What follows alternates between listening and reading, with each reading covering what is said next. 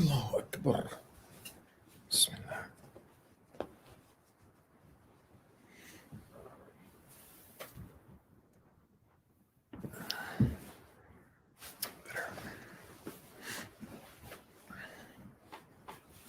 All right, brothers and sisters, Assalamu alaikum wa rahmatullah. Jazakumullahu khairan for joining us for virtual Jum'ah, the Friday spiritual talk, broadcasting live from the Tarbiyah House, Roseville. May Allah subhanahu wa ta'ala bless each and every one of you. Let me go ahead and say salams to all these beautiful people here. First of all, Assalamu alaikum, Adam. He is my only jama'ah of one here. Wa alaikum salam, Nudrat, Amira, Rabi, Noreen, Ammar, Shanu. Wa alaikum salam wa rahmatullah, you guys, and Jum'ah Mubarak to all of you. Sayra, Fakhra, Siddiqa, wa alaikum salam wa rahmatullah, and Jum'ah Mubarak to each and every one of you guys. May Allah subhanahu wa ta'ala bless you. Really good to see you. It's been, again, very bittersweet, very difficult for us to greet each other from a distance like this, and I pray to Allah subhanahu wa ta'ala that we're going to be able to embrace each other soon, and to be able to exchange those greetings directly with each other. Wa alaikum assalam wa rahmatullah, Fayaz, good to see you. And Faiza, wa alaikum assalam wa rahmatullah. May Allah subhanahu wa ta'ala bless you guys. Wa alaikum assalam wa rahmatullah, brother Sami, Caleb, good to see all of you guys. May Allah subhanahu wa ta'ala bless you. Hey, listen, if you are on Facebook, do me a favor, inshallah, and go ahead and share this video. And if you are on YouTube, you can always share the link on your WhatsApp as well. You can host a watch party. And there's a lot of brothers and sisters out there that could benefit from our discussions and from the message of our virtual Jum'ah. So may Allah subhanahu wa ta'ala bless you. Tahseen, alaykum assalam. Nasir, alaykum assalam wa rahmatullah. May Allah subhanahu wa ta'ala bless you guys. And again, I can't even describe to you how beautiful it is here at our future masjid in Roseville. I mean, the grass is beautiful and green. The weather is quite mild today. I was taking a walk on foothills, prepping my talk. It was really, really beautiful, alhamdulillah. And, the place is, there's contractors coming every day. There's work that is being done every day. We feel guilty that the place is not open for Jum'ah, but the only thing that quells that guilt is the fact that the musalla is not ready yet, physically not ready. So we are basically using that time to, clean up the process to make sure that everything is done right, that we're not rushing into anything, that we're not overpaying for contract work. So alhamdulillah, it's bringing us a lot of benefit, but at the same time, we're not able to see you guys. So that is the downside of all of this. Sister Iko, I'm assuming that is Assalamu alaikum in Japanese. So I'm going to go ahead and say wa alaikum assalam. Zinat, Imam Kamran, wa alaikum assalam wa rahmatullah. Sister Zinat says that she's always watching us from Orlando, Florida. And we are very grateful, sister, that you're joining us, and very humbled that you are watching us and listening to us from afar. Jazakumullahu khairan, brothers and sisters. Again, I am very grateful to each and every one of you. I'm grateful for your support, grateful for your du'as, and please, please, please continue to pray in these difficult times. As you must have noticed, the number of infections is rising and spiking everywhere, and we are seeing more and more members of our community who are being affected by this. So please continue to pray that Allah subhanahu wa ta'ala interferes with His power and might, and this virus is just wiped out the face of the earth with little human intervention and all divine intervention. Allahumma ameen ya Rabbil Alameen. Sister Noreen, we will pray for your dad. May Allah subhanahu wa ta'ala give him full shifa. I'm so sorry. Tomorrow is his 24th death anniversary. Please forgive me. May Allah subhanahu wa ta'ala accept him in the highest level of Jannah. I ask Allah subhanahu wa ta'ala to make his children his beautiful legacy that still walks this earth. Ameen ya Rabbil Alameen. Brother Hamad, Sister Fatu, and my son Radwan are here as well. Wa alaikum assalam wa rahmatullah. Jazakumullah khairan for joining us, you guys. Again, if there's a way for you to spread the word, let people know about what we're doing. Some masajid are open, some masajid are not. Many people are still not praying Jum'ah. It's either because they're worried, they're scared, whatever it is. So do share with them the link, inshallah. Invite them to be part of this Friday spiritual talk with us. I ask Allah subhanahu wa ta'ala to bless each and every one of you. Allahumma ameen. And wa alaikum assalam wa rahmatullah, Sister Layla. Jazakumullah khair for joining us. We're going to go ahead and get started, inshallah ta'ala.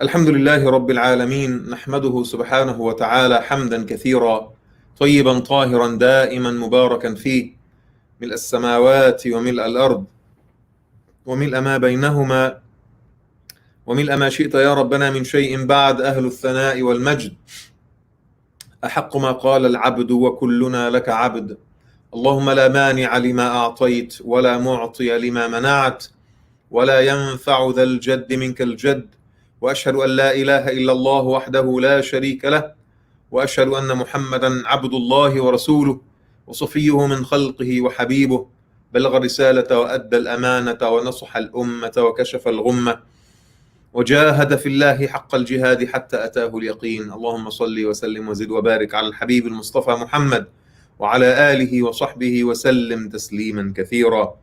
I praise Allah subhanahu wa ta'ala, the Lord of the worlds, the creator of heavens and earth, the provider, the cherisher, the sustainer. I thank Allah for the blessings that He has granted each and every one of us. I thank Allah subhanahu wa ta'ala for the blessings of Iman, for the blessings of wealth, security, for the blessings of health.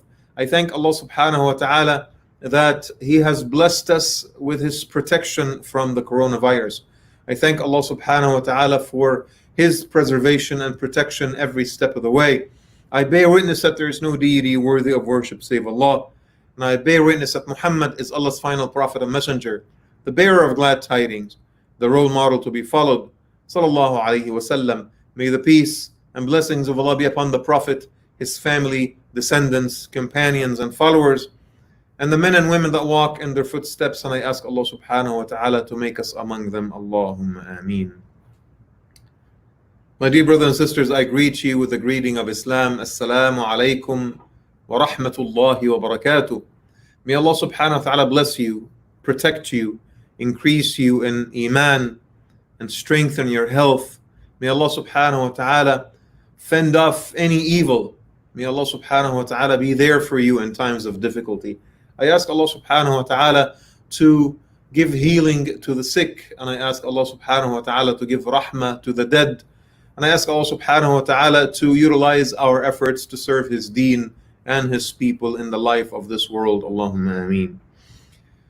My dear brothers and sisters, recently I was doing my taxes, and I know this is an unusual way to start the talk, but it really is instructive, and I want you to bear with me. I was having a conversation with my CPA about the Social Security segment of your taxes, of your tax return. And you pay into your Social Security every single month a small amount that is basically supposed to come back and benefit you as you retire. And so there are millions and millions of people who work full-time, who work extremely hard, work honestly in this country, and every single month through their paycheck they contribute to their Social Security, hoping that one day when they get older and they're not able to work anymore, they will get that back in the form of this monthly stipend, so to speak. Never mind the fact that the system is collapsing. Never mind the fact that we are not sure if there's going to be enough money in our Social Security accounts to cover baby boomers or upcoming generations. What I wanted to focus on here is that this system is designed so that I only contribute to it if I know that I am getting benefit from it.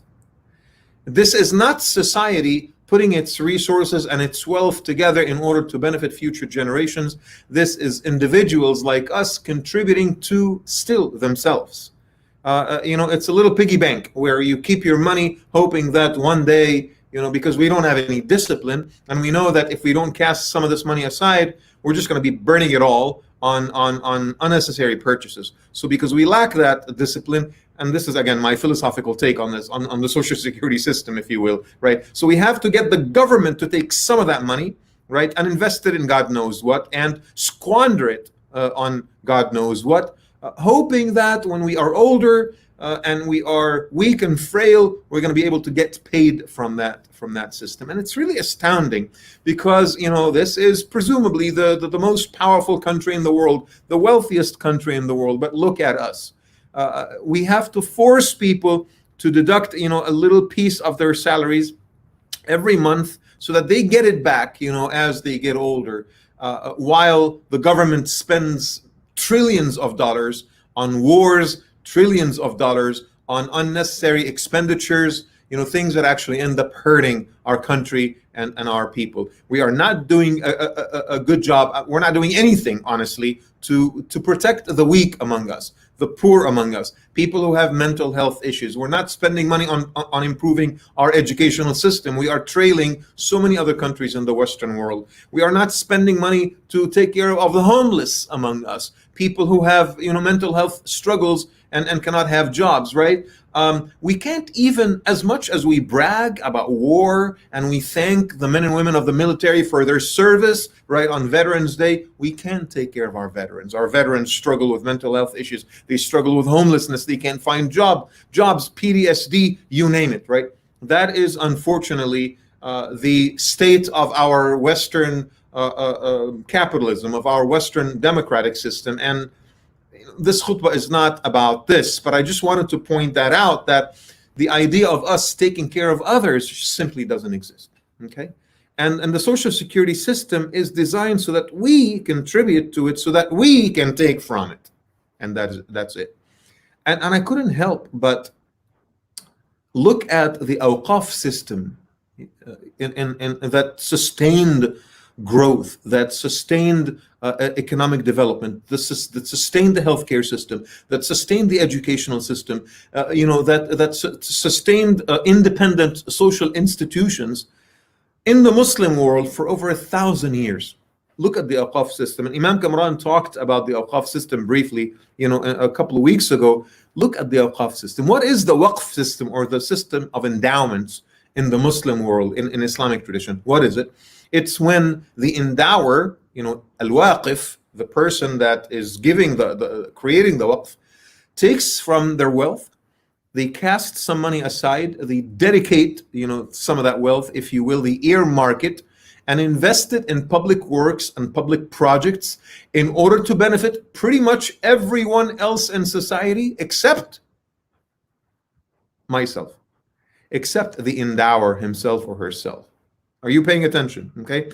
Now, I might invest wealth in a school, for example, and I might put my kids in that school. There's nothing wrong with that. But the intention to build the endowment, the intention to build the waqf, cannot be personal gain or personal benefit. I think that is a given. That's acceptable, even though I might still go to the hospital that I helped build with an endowment.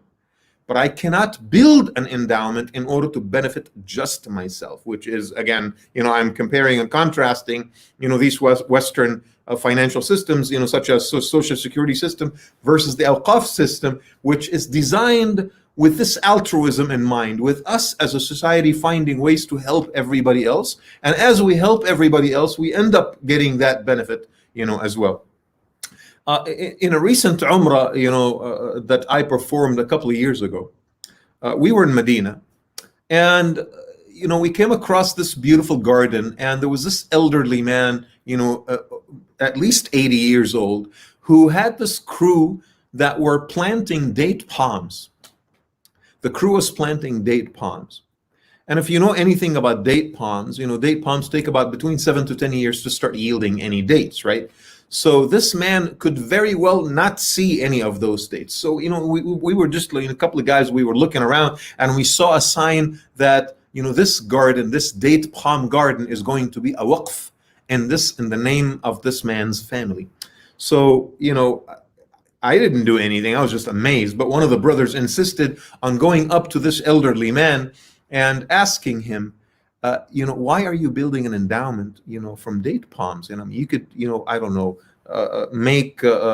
build or put together some water fountains, for people, or a scholarship fund. Why are you building an endowment that you will never benefit from yourself? See, again, because we always think like that. When I invest in something, okay, I'm okay with other people benefiting from it, but I want to be the primary beneficiary. So I asked him, you will never eat from those dates. Why are you putting together a date palm endowment, waqf, that you may never really benefit from? And he said, I am putting this together for Ummah Muhammad that will come after me.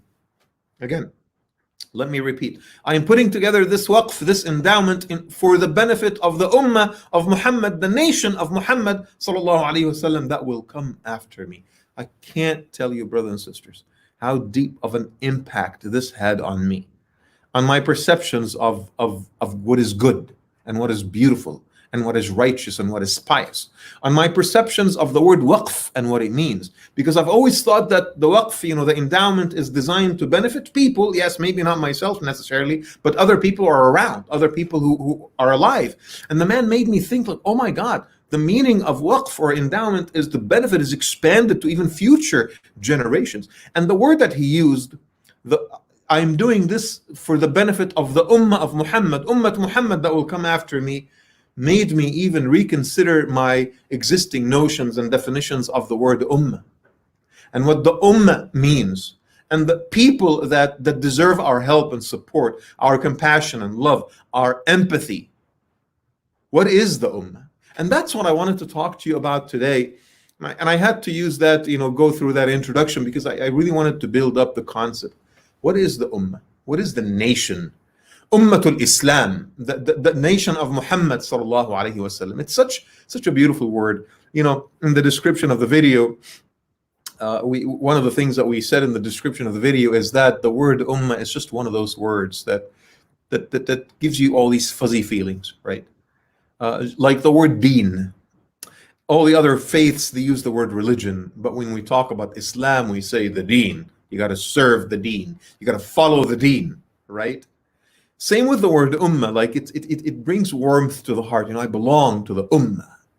I belong to the Ummah of Muhammad sallallahu alaihi wasallam. We have to serve the Ummah. We need to protect the intellectual legacy and heritage of the Ummah. We need to protect the spiritual awareness and consciousness of the Ummah, right?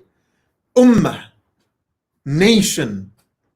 To feel that you have so much in common with the Mexican Muslim and the Bengali Muslim and the Russian Muslim and the South African Muslim and the Pakistani Muslim and the Canadian Muslim.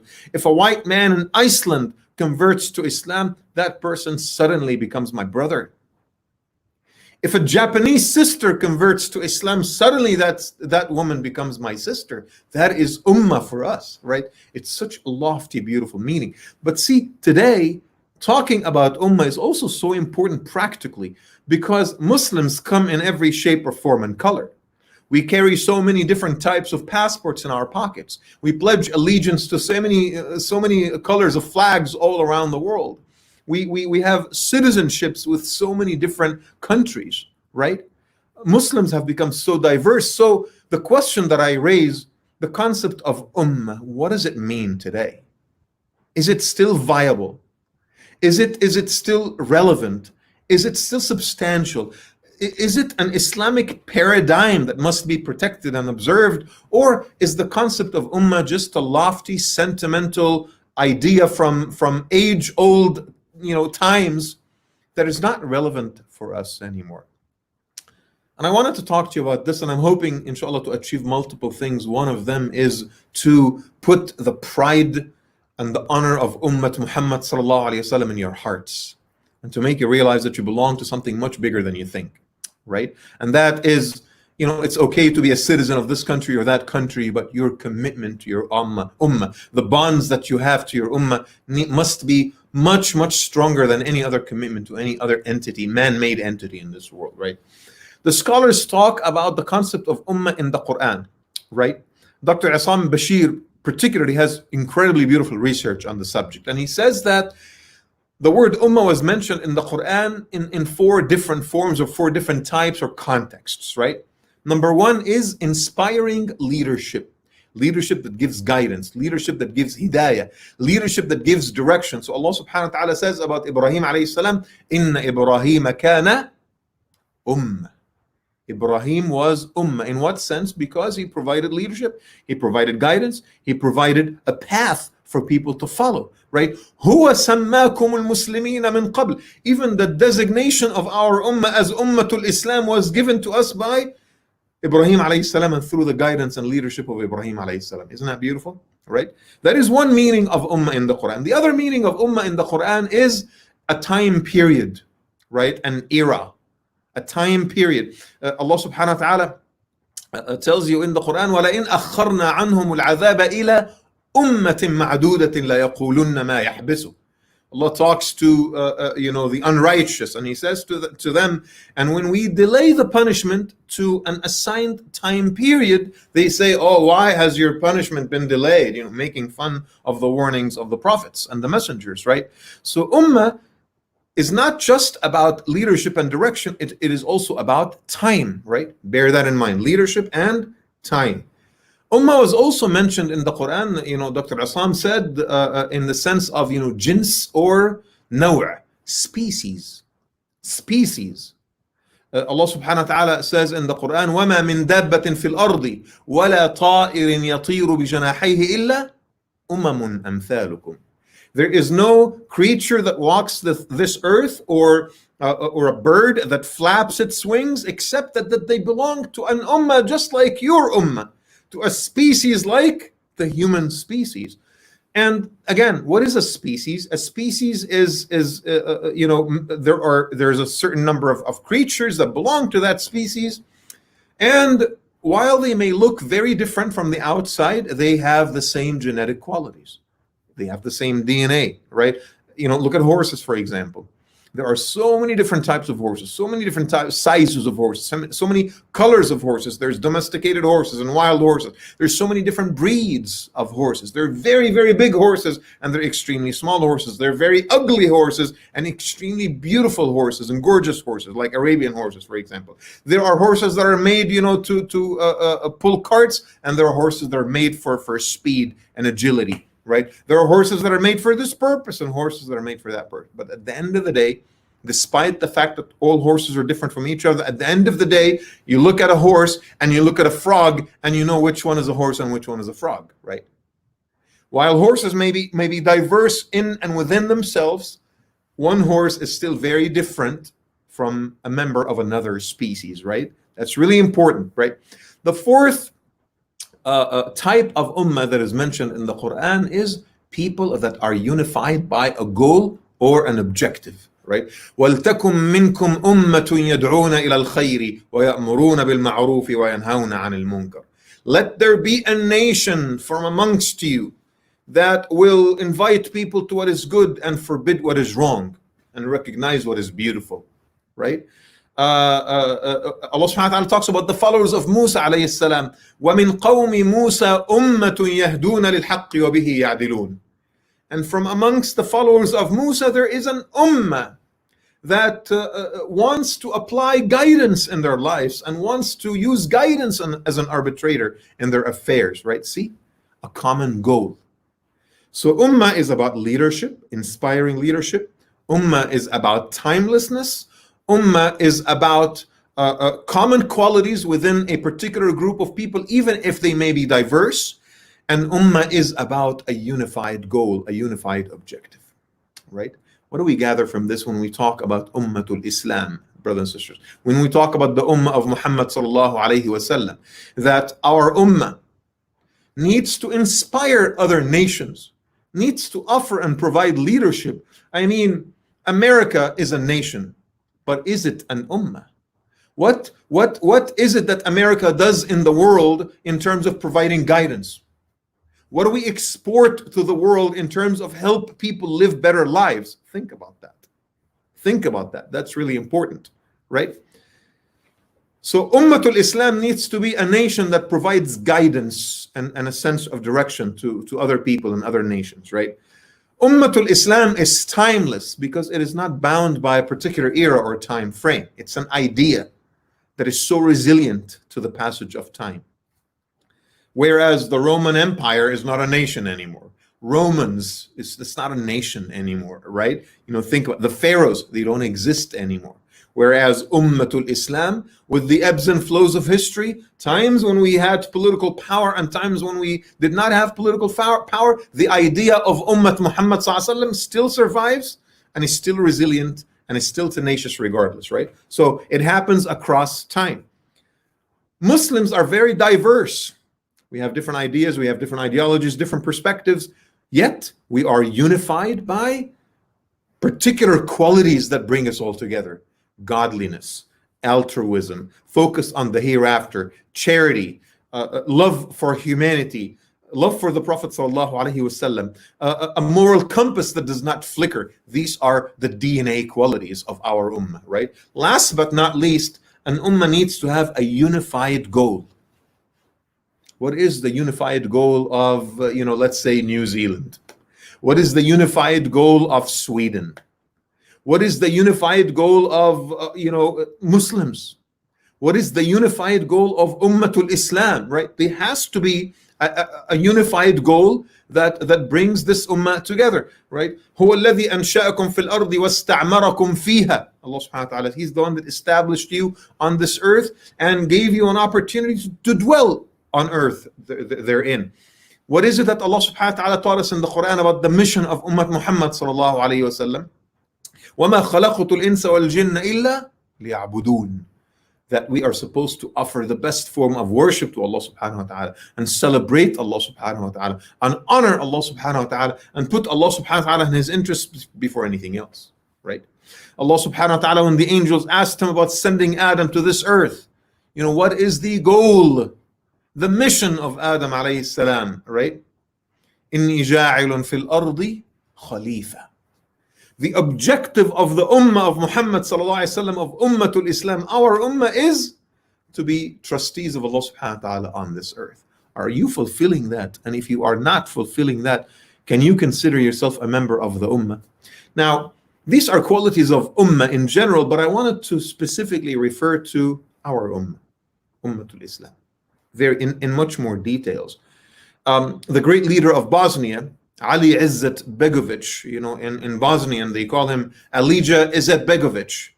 This great thinker, this great author, this great politician who was a president of Bosnia at some point, alayhi rahmatullah. He authored this great book, Al-Islam Bayn al-Sharq wal-Gharb, Islam between East and West. I actually have a copy of it. I was one of the select few that came to the possession of its first edition. And in his book, he talks about Ummatul Islam and he says, هي دعوة من السماء لإنشاء طائفة من الناس على الأرض يهتدون بنور السماء. The Ummah of Muhammad sallallahu alaihi wasallam, Ummatul Islam, see, Ummatul Islam, and I will show you that Muhammad sallallahu alaihi wasallam was just a part of that Ummah. It's not just us. That's the title of the khutbah today, right? It's not just us, right? Ummatul Islam, Alija Izetbegovic says that this is a divine call to the establishment of a group of people on earth that will follow divine light. Are we doing that? Are we doing that, right? There is a mandate here, brothers and sisters. What comes to mind when I say Ummatul Islam? What comes to mind? Our Ummah. I belong to the Ummah. What comes to mind right away? Perhaps the fact that every Muslim on this earth today is my brother and my sister. Isn't that true? It doesn't matter your race. It doesn't matter your ethnicity. It doesn't matter if you're born to a Muslim family or you converted to Islam. It doesn't matter if you're white or black or brown. It doesn't matter if you speak this language or that language. It doesn't matter if you come from that country or that country. You are all my brothers and sisters, right? That is the concept of ummah, right? So, if you're an Australian Muslim or a Bengali Muslim or an Indian Muslim or a Malaysian Muslim or Iraqi Muslim, or you're Italian or Spanish Muslim, if you're a Mexican or Nicaraguan Muslim, we're all brothers and sisters, right? Does it end there? No. It does not. It does not end there. Why? Because the concept of ummah is also expanded to the ideological differences of Muslims, right? Sunnis and Shias are included in the concept of ummah for us, right? Hanbalis and Zaydis, that's included in the concept of ummah for us. In matters of aqidah, Ash'aris and Salafis are included in the concept of ummah for us. Ikhwanis and Diyubandis and Tablighis and Sufis, they are included in the concept of ummah for us. We may have disagreements. And we do have disagreements, but the ummah is the ummah. And the ummah is wide enough and big enough to include all that. I even dare to say, and I know that this will get me in trouble, even groups that we have systematically removed from the fold of Islam, groups such as the Ahmadiyya or the Qadianis or Nation of Islam, right? Once they renounce the notion that there is a prophet that came after Muhammad sallallahu alaihi wasallam, we will automatically include them in the ummah, right? There is now a lot of revisionism, by the way, a lot of reform within the Ahmadiyya community. And now there are groups of the Ahmadiyya that have rejected the notion that Ghulam Ahmad is a prophet or a messenger. They've rejected that. Those people will automatically be brought into the fold of Islam, into the fold of that ummah, right? The Nation of Islam, once many of them have rejected the concept that Elijah Muhammad is a prophet, they're automatically included in the concept of our ummah, right? You can call those leaders whatever you want to call them. You can call them great inspirations, mujaddid, a great reformer, an inspiration from God. Call them whatever you want to call them, as long as you don't call them prophets or messengers after Muhammad sallallahu alaihi wasallam, you will automatically be included in our concept of ummah, right? It surpasses ethnicities, surpasses geographical boundaries, it surpasses ideological divisions as well. Does it end there, brothers and sisters? It does not. The concept of ummah is even expanded to Muslims that have passed away. We love them just as dearly. I think of Abdul Karim al-Khattabi, Abdul Salam Arif, Umar al-Mukhtar. I think of Sheikh Allama Hassan Nadwi, Allama Muhammad Iqbal. I think of all these great scholars as members of the ummah, even though they've already passed away. I think of Ibn Taymiyyah as a member of my ummah. I even think of Nuh alayhi salam, and I think of Musa alayhi salam, and Zakaria, and Ismail, and Dhul Kifl, and Ishaq, and Isa, and all of their followers, their true followers, who have passed away as members of our ummah as well. In fact, this ummah spans all the way to the time of Adam alayhi salam. How's that? See the timelessness? I told you it's timeless and it's beautiful. And you have that sense, man, Nuh alayhi salam was my brother. Yahya is my brother. Maryam is my sister. Asiya is my sister. See how big of a difference that makes? It's timeless. It's an idea that never dies. The ummah is an idea that never dies. And subhanAllah, Allah subhanahu wa ta'ala tells you that in the Quran in Surah al-Anbiya, after covering so many of the prophets and the stories of the prophets, إن هذه أمتكم أمة واحدة وأنا ربكم فاعبدون. When he talks about all the stories of the prophets, Allah subhanahu wa ta'ala says, this is your ummah, one ummah, and I am your Lord, so worship me. I came across a beautiful hadith recently of the Prophet sallallahu alaihi wasallam. It's in both Bukhari and Muslim, by the way, narrated by Abu Hurairah. And the Prophet alayhi salatu wasalam says, listen to this. Many of you have not heard this hadith before. It's a really powerful and beautiful hadith, right? The Prophet ﷺ says, إنما مثلي ومثل الأنبياء من قبلي كمثل رجل بنى بيتا فجمله وأحسنه إلا لبنة في زاوية.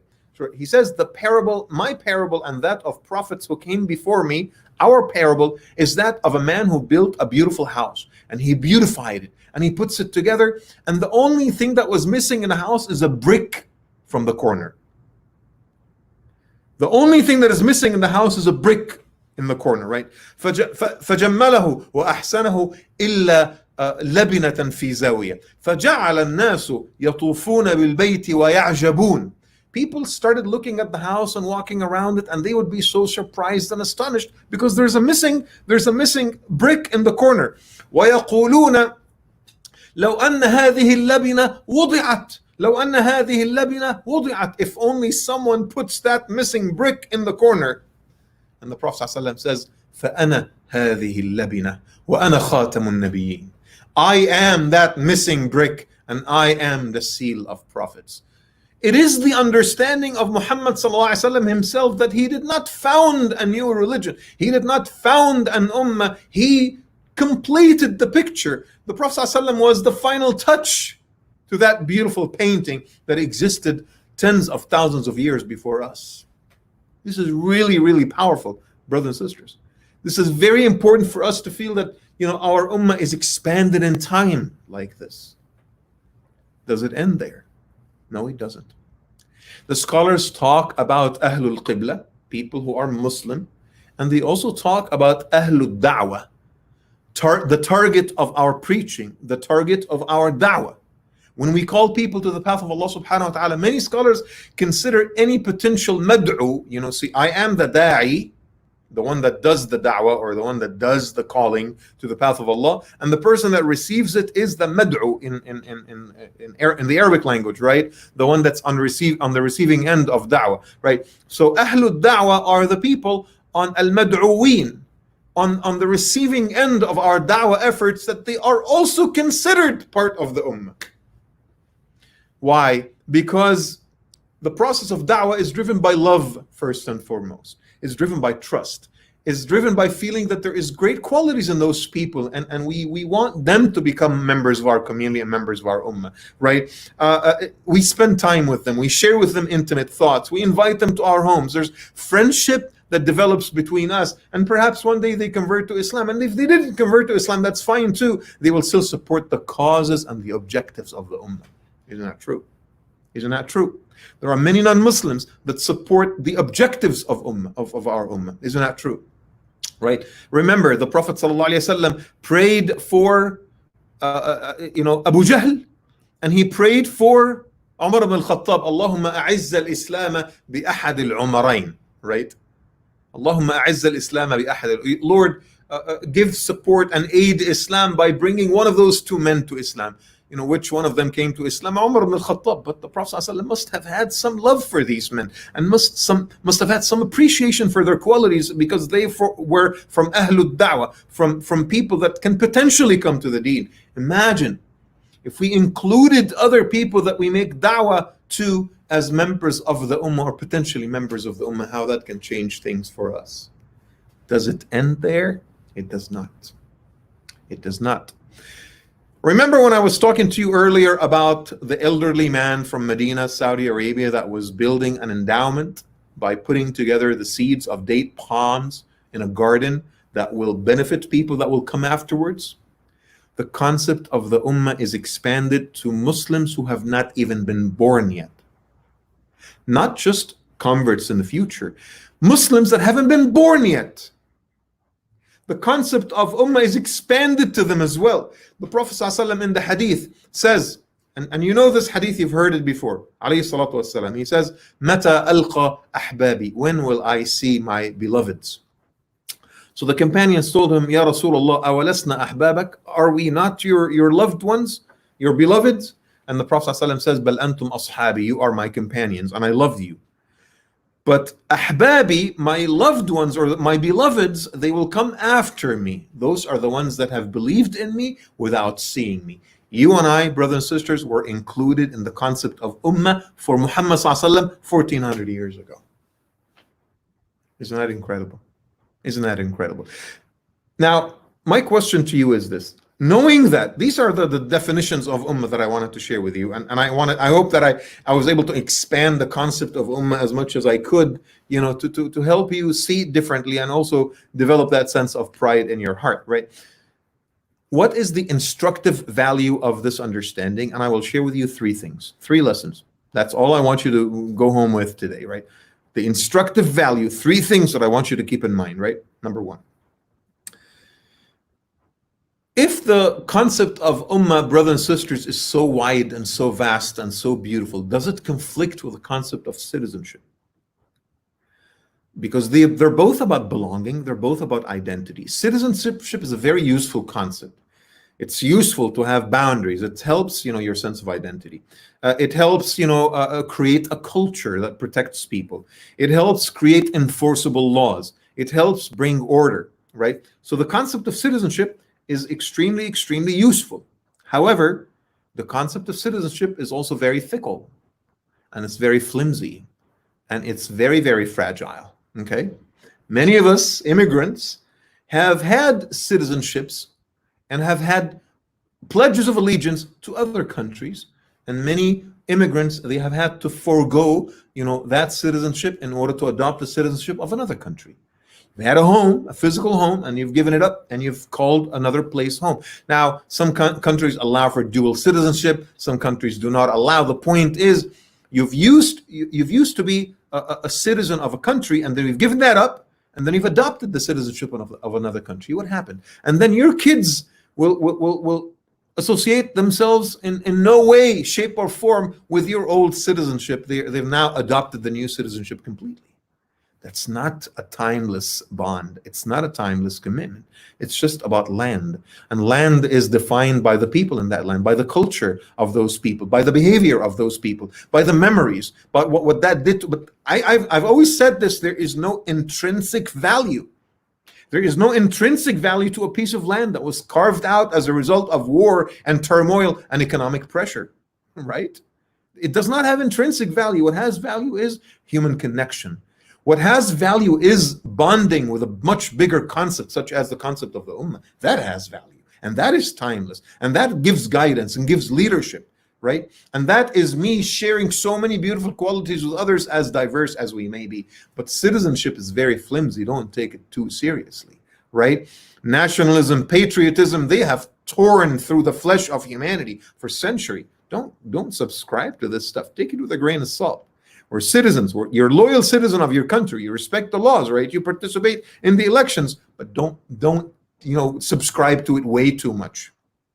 Because ultimately, as we change and switch citizenship also switches on us. Remember, right?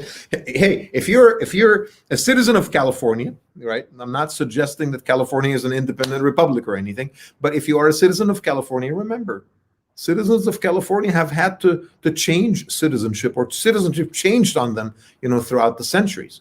Initially, they pledged allegiance to Native American customs and cultures, right? And then they pledged allegiance to the Spanish government. And then they pledged allegiance to the Mexican government. You know what I'm talking about. And then they pledged allegiance to the flag of the federal government of the United States, right? Do you think that this is going to remain forever? I'm not trying to make any ominous predictions about the future or anything like that. I am just saying it's the reality. And if you think that our citizenship of the United States as a country, as an entity, will last forever, you're so wrong. And you have no concept of history whatsoever, and the movement of history, and the changes of history, and the ebbs and flows of history. Respect the agreement and the contract, the contractual agreement of citizenship, for sure, 100%, right? But don't take it too seriously. Don't take it too seriously. That is a breakable bond, okay? That is a breakable bond, and people break that bond all the time. People change citizenship all the time, right? So that's something I wanted you guys to be aware of, right? And that is the first thing that I wanted to share with you. The second instructive value in all of this is that we have to ask ourselves, what type of legacy are we leaving for the members of the Ummah that will come later? Right here. This is our country of home right now. This is home for us. We have to ask ourselves, speaking of how those who come later, who haven't been born yet, need to be included in our concept of Ummah, right? What are we doing today to benefit them? Remember the man that did the waqf in Medina, the garden of date palms? What gardens of date palms are we leaving for the Muslims that will become members of our Ummah down the road in this country? And if you think that, I'm not sure, if Islam will take roots in this country and have actual sizable following, oh man, you know very little about how history works. SubhanAllah, I'm telling you, 25, 30 years from today, wallahi, so much of what you take today for granted may have completely and utterly changed. And it's very possible that Americans would come to Islam en masse. Very, very possible. Very possible. I can see the signs, and maybe that's a subject of another talk. I can see the science today, right? The question is, what are we doing? Many of us immigrants who grew up in other countries, we benefited from those systems, from those legacies, from the heritage. We benefited from the masajid, from the institutions, from the endowments, from the books, from the ideas, from the thoughts, from the scholarships, from the teachers, right? Muslims in India and Muslims in China, they survived for over 1,000 years. How? Because their ancestors left legacies for them. You want Islam to have a substantial presence in this country, you ask yourself, what is my contribution to that? What am I doing to make sure that that ummah will still be served after I have left this world, right? Last but not least, and I want you to pay great attention, this is the most important point of today's khutbah, right?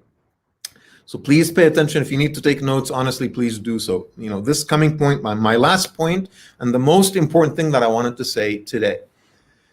If I go back to the concept of Ahlul Da'wah, that people who can potentially come to Islam should be included in the concept of our Ummah, brothers and sisters, I say to you, we need to change the way we look at the Black community in America.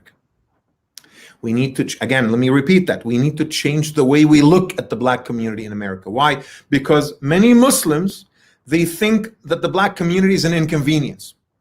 They think that the Black community is a burden. We think that when we see, an African-American brother at the masjid, many of us say, oh, they're here because they want to apply for financial assistance, right? Oh, they're going to talk about racism again, or all this hollow and empty and harmful talk. This is an established culture in many parts of our Muslim community. But if I think of the Black community, and I dare to say that all of the Black community, in my personal opinion, is Ahlul Da'wah, is a group of people that can potentially embrace Islam and can potentially help us send the roots of Islam in this country, to make Islam substantial and relevant to this country. Why am I saying this? Number one, because between 30 to 50% of Black slaves that came to this country were actually Muslim. In fact, some of the most ancient artifacts or manuscripts from the time of slavery were written in Arabic, whether it was Quran or poetry or other Arabic stuff, right?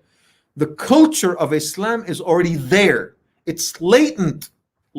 See, 2 lines under this word. The culture of Islam, the spirit of Islam is latent in the Black community. And it's right there, it's like a beautiful tree, and the flowers are about to bud into beautiful fruit, but it just needs a little nurturing. I'm telling you. It's there. And it's up for grabs, and it's ready for the taking, and we are just keeping that physical and psychological distance between us and the Black community, and this is not right, because the spirit of Islam already resides in the Black community. Number 2, Islam is already spreading in the Black community, right? And it's spreading as a result of the efforts of Muslim Black leaders. Now imagine if the rest of us, the Muslim community in America, looked at our Black brothers and sisters as Ahlul Da'wah, and we started actively contributing to their development and their strength, because we know that this is about the survival of Islam in this country, that we create scholarship funds just for Black kids, that we put money in Black masajid and Black institutions, right? That we actively invest the resources of our community to help the Black community. Imagine if Islam is already spreading at a certain pace as a result of the efforts of our Black brothers and sisters. Imagine how fast it can spread if we contributed to that process, right? Number 3, the Black community is already established.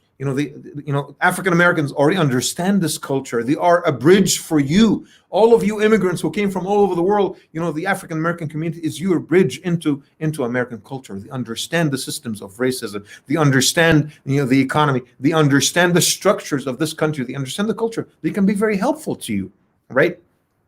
Last but not least, the African American community can ultimately, brothers and sisters, help you with the pulpits that they've already established.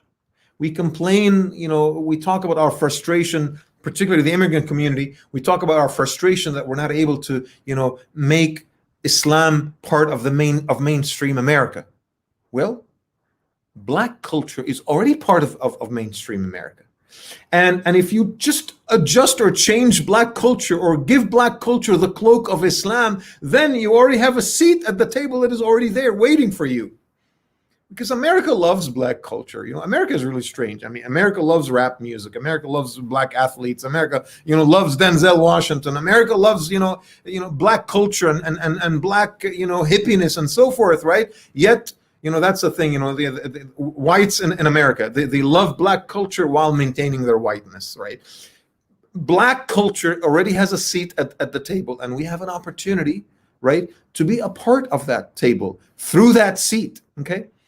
And again, I understand that ultimately things happen because people voluntarily choose. Not every African American will come to Islam. That's not what I'm saying, right? But I'm just saying there's a significant number of black people in this country, of African Americans in this country, whose hearts are open to Islam, and we're just not doing anything about that. If I think of Ahlul Da'wah, people that can potentially become Muslims as members of our Ummah, and as a process that can help in the very survival of Islam itself, brothers and sisters, it will change the entire equation 100%. I ask Allah subhanahu wa ta'ala to accept our good deeds, to forgive our sins, to establish us firmly on His path. I ask Allah subhanahu wa ta'ala to bring us closer to each other as members of the same community, as members of the same ummah. I ask Allah subhanahu wa ta'ala to strengthen our hearts and minds. I ask Allah subhanahu wa ta'ala to protect our bodies from the coronavirus and any other ailments. I ask Allah subhanahu wa ta'ala to enlighten our hearts and minds and to give us a sense of vision so that we are able to make decisions today that will serve the ummah down the road. Allahumma ameen. Some announcements, inshallah, before I let you guys go.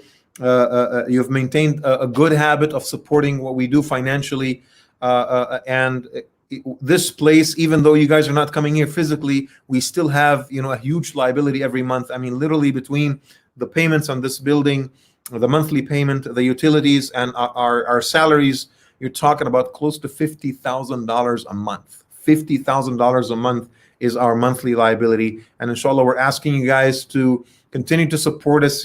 Please, right now, if you can, please go ahead and grab your phones. If you have a Venmo account, transfer $20, $30, whatever you were doing regularly. If you have a credit card, please go follow the links. There's a lot of links in the description of this video. Use your credit card, inshallah, to make a contribution. Write a check and send it to us in the mail. Drive by Tarbiyah and leave cash in an envelope in the box. Just do what you can, inshallah ta'ala, to get us out of this quagmire, out of the difficulty of these times, until the community is back together, alhamdulillah, and we're able to sustain our institution financially. So jazakumullah khair for your continuous financial support. Phase 1 of reopening, alhamdulillah, is active. What we're trying to do, brothers and sisters, right now is to resume our activities, almost all of them except Jum'ah. And I know that this really matters to many of you. We're trying to resume the counseling meetings, the halaqas, the nikah events, and alhamdulillah, we've been doing that, almost close to completing that. The Nizami meetings have been resumed. Counseling sessions have been resumed, and the only thing that we're still waiting on is Jum'ah, and we might still open with a limited capacity at some point in July. We're not sure yet. With the way the state is headed, the governor is considering another shutdown. We're not sure what's going to happen, but we are asking you to pray for us, inshallah, so that we are able to make the best decisions possible. And we're asking you to contribute to our remodel process, inshallah, to get it done as fast as possible. Tafseerah tonight, inshallah, third and hopefully the last session of Surat al-Hijr at 7 p.m. Remember, it was 7:30 last week. This week it's going to be 7 p.m. We're going back to our normal Tafseerah time. And Sunnah sessions will return tonight at 9 p.m. with Imam Kamran, and the topic is purity. So 2 programs tonight, at 7 p.m. Tafseerah and at 9 p.m. Sunnah sessions. And both will be broadcast on YouTube and Facebook, inshallah. Register today for Manners Matter. This is our summer camp in a box. If you have children, this is going to be an incredible idea. They get this box every week that has activities for each day. It really is a beautiful idea. It hasn't been done in the Muslim community before. So if you want to keep the kids busy, connected to the masjid, connected to Allah subhanahu wa ta'ala and the Deen, please follow the link and register your children for Manners Matter Summer Camp. Tarbiyah community, we miss all of you. If you'd like to meet us, the Imams, myself, Imam Sharif, Imam Kamran, please register for the Tea with the Imams event. It happens almost on a daily basis here in Roseville and in Natomas as well. Let us know if you'd like to come in and have tea with us, and we talk with social distancing and just catch up on everything. If you are a teen who's passionate about social justice, join our summer justice meetings every Wednesday at 8:30 p.m. And you can register for Tafseerah and let us know that you're coming, inshallah, or Sunnah sessions. Again, we are still in need for more funds to purchase the speaker system for our entire building. This is the speaker system that's going to be used to sound off the adhan and make announcements every day. So if you would like for that sadaqah jariyah to be in your name for the rest of your life, please let us know. If you would like to dedicate $500 or $1,000 towards the purchase of the system, also inshallah ta'ala, in the name of your parent or your grandparent or whatever, also inshallah, please let us know. Some dua requests. An absolute tragedy happened in our community last week. Brother Tawfiq Rashid died in this very, very tragic drowning accident at Folsom Lake, and his family is asking you to pray for him. I ask Allah subhanahu wa ta'ala to accept him as a shaheed, Allahumma ameen, and to give his family the patience and perseverance to cope with this loss. Ameen ya Rabbil Alameen. Brother Abdi Jarad Ali and Brother Raji Ali, they are in the hospital for 1 week now from complications of COVID-19, and the father is in a much worse condition than his son. Really, really tragic. Again, father and son, both of them are hospitalized. Also, Sister Rukhsar's aunt, Sister Habiba, recently passed away in Afghanistan from COVID-19. Subhanallah, people are passing away in our community and people are sick in our community from the coronavirus. Ask Allah subhanahu wa ta'ala to give full shifa to those who are sick and to accept those who passed as shuhada. Ameen ya Rabbil Alameen. Brother Daniel completed the Quran for the first time and was promoted to 2nd grade. Please pray for him that he may maintain his connection with the Quran and to live with the Quran always. Ameen ya Rabbil Alameen. Pray for Sister Sister Noreen's father. Tomorrow is the 24th anniversary of his death. I ask Allah to accept him in Jannah. Allahumma ameen. Brother Fayaz's brother-in-law, Brother Muhammad Arshadullah, passed away last night. I ask Allah to accept him in the highest level of Jannah. Ameen ya Rabbil Alameen. And brothers and sisters, please remember me and my family in your dua. We are not praying Jum'ah yet. Please go ahead and pray Dhuhr with your family right after the dua. اللهم لك الحمد كما ينبغي لجلال وجهك وعظيم سلطانك. اللهم صل على محمد وعلى آله وصحبه وسلم تسليما كثيرا. تقبل منا يا ربنا إنك أنت السميع العليم وتب علينا إنك أنت التواب الرحيم. اللهم يا ربنا احفظنا بحفظك الذي لا يضام واكلأنا بعينك التي لا تنام. اللهم اشف مرضانا ومرضى المسلمين وارحم موتانا وموتى المسلمين. اللهم انصر إخواننا المستضعفين في المشارق والمغارب يا رب العالمين. أبدلهم من بعد خوفهم أمنا يعبدونك لا يشركون بك شيئا. اللهم اغفر للمؤمنين والمؤمنات المسلمين والمسلمات الأحياء منهم والأموات إنك سميع قريب مجيب الدعوات يا رب العالمين. سبحان ربك رب العزة عما يصفون وسلام على المرسلين والحمد لله رب العالمين. السلام عليكم ورحمة الله.